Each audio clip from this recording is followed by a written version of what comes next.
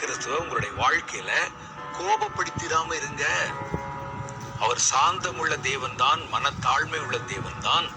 ஆனா நம்ம தவறான காரியங்களை செய்யும் போது அவருடைய கோபம் பற்றி எரியும் என்று சொல்லுகிறார். சிலர் நினைத்துக் கொண்டிருக்கிறார்கள், நம்ம எவ்வளவு பாவம் செய்தாலும் எவ்வளவு தவறு செய்தாலும் அவர் சாந்தமுள்ள தேவன், நம்ம சாந்தமாத்தான் அந்த பிரச்சனையை டீல் பண்ணுவார். நம்மிடத்துல அதை சொல்லுவாரு, ரொம்ப இனிமையா பேசியது விட்டு தம்பி அப்படின்னு பேசுவார்னு நினைக்கிறாங்க. ஆனா இயேசுக்கு இன்னொரு டைமென்ஷன் இருக்கிறது. வேதம் அதை காண்பிக்கிறது. பாவத்தை பொறுத்து கொள்ள மாட்டார்.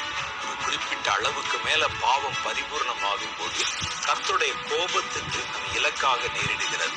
அதனால அவர் சொல்றாரு, அவர் எவ்வளவு நல்லவர் தான், எவ்வளவு சாந்தம் உள்ளவர் தான், நம்மை நேசிக்கிறவர் தான், நமக்காக உயிரையே கொடுத்தவர் தான். ஆனால் நீங்கள் தவறான செய்கைகளில் அவரை கோபப்படுத்தி விடாதபடி ஜாக்கிரதையா இருக்கணும்.